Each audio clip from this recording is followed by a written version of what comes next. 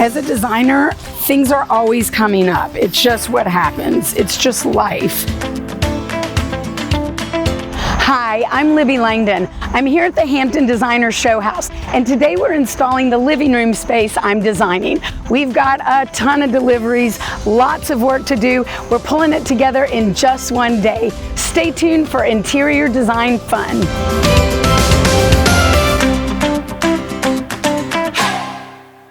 Time to get started. The truck is here. We're going to start bringing in furniture, rugs, and get this room pulled together. Right now, all we have is this gorgeous Philip Jeffries Harmony Hyacinth wallpaper and a bright orange high gloss ceiling with a wonderful Sherwin-Williams color. So it's time to get started and get furniture in here and pull this room together. Oh, great. Thank you, guys. Let's roll it out, see what we got here. A quick tip, always use as large of a rug as possible in any space you're designing. One of the challenges in this space was, even though it's a show house, I wasn't allowed to paint any of this paneling or wainscoting. It needed to stay white. So the only way I could really infuse it with some pops of color and make it super fun was by incorporating this beautiful textured Philip Jeffries wallpaper and a bright color on the ceiling. It's a great idea to use a bold wallpaper when you have wainscoting or paneling or a chair railing. You're basically just wallpapering only half of your walls, so you can really have fun and take chances with color, texture, and pattern. There are all sorts of ways to make a room fabulous, even if you're not painting the paneling. For any space, the first step is always the room layout. It lets me know what size furniture can fit where, and it still want to keep a good flow going. And all the furniture is from my Fairfield collection, and they're about to start bringing it in. Exciting! The Harry sofa from Fairfield.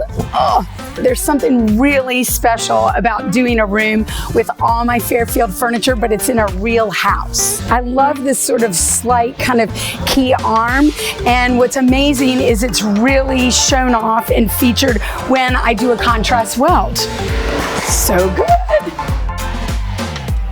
If you don't know what a show house is, it's when you have a bunch of different designers, they all come together, they get assigned a room, and they get to design it however they want. So this is the Hampton Designer Showhouse here in Southampton. There are 25 of us designers, and what's really fun is people get to buy tickets to walk through the show house, and then the benefits and proceeds go to the Southampton Hospital. It really is a thrill to be a part of it. One of the things that's always prevalent in every show house is a lot of noise. It's super noisy. They're still putting in the kitchen. People are painting. There's always work going on, and everybody's just got to play nice together in the sandbox. Pretty, pretty, pretty. That's the other thing. You order all this furniture, you pick the fabrics, you pick the welt, but when you actually see it, it's kind of like Christmas morning. So fun. This is my Cartwright ottoman, and it's the perfect little size. I think ottomans are a great way to incorporate pattern, bold colors, fun fabrics into a space, and it doesn't really overwhelm it because it's small in scale and size. And this was a great fabric and kind of the jumping off point for the design of this space. Okay, it's coming together. Artwork didn't make it. Because of a hurricane, there was a delay in shipping, so the artwork didn't arrive. It didn't make it to Bridgehampton to our warehouse, but it did make it to Holtsville, Long Island. So Chris, the awesome Chris, drove 45 minutes each way to actually pick up the artwork. The bigger challenge is we're not sure what shape it's going to be in. Oh God, that sounds bad. Oh gosh, careful, Jim. Careful, all that glass. Don't hurt yourself, Jim. Okay, so these are good. Exciting. My new koi collection for Paragon. Great color inspiration. Yay, exciting. Thank you, Chris. You're the best. Yeah, so we'll move these out a little bit.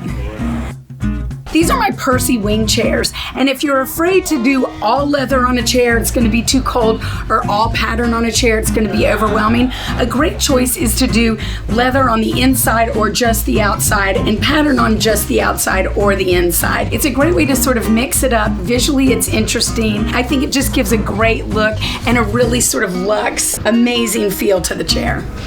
Oh, great. Looks amazing. So cute. I love the lines of this chair. It's so incredibly comfortable, and it hits your elbows and your arms just perfectly. The other thing that's great about this chair is the scale and the size of it. It's not huge and overstuffed, but it's really, really comfortable.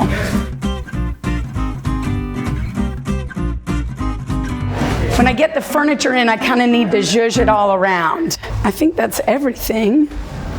It's a lot of furniture.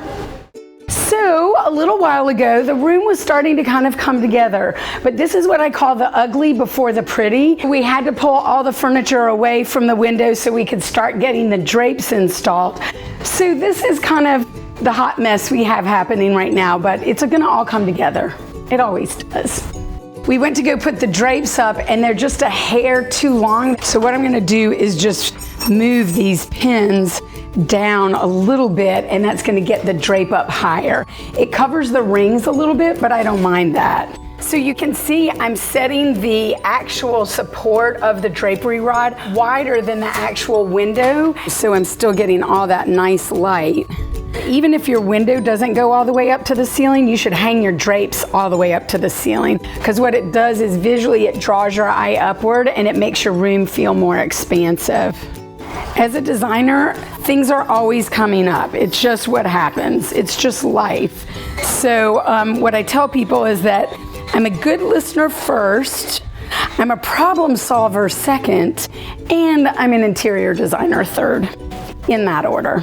If you want to spice up your space with some fun drapes, but you want to steer clear of a lot of pattern, color blocking is a great option. It's simply just having different blocks of color on the drapes. I like a smaller block at the top and a larger one at the bottom. I use this beautiful T-bow trim tape, but you could just do a simple wide grosgrain ribbon. So color blocking is a great alternative when you want a simple but elegant drape. My Crystalrama chandelier. Lighting is so important. I like to think in terms of layers of light. You've got the recessed fixtures that are at the highest point. We have a chandelier that's at the next point. A lot of times wall sconces come sort of between a chandelier and the top of a lamp, and then you have a table lamp. So what that does is it really illuminates a lot of the upper volume of the space, and it helps create a really warm and inviting look and feel to any room.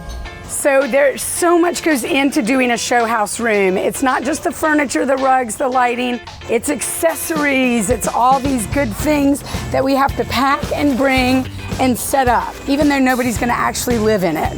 But it's gonna look really good.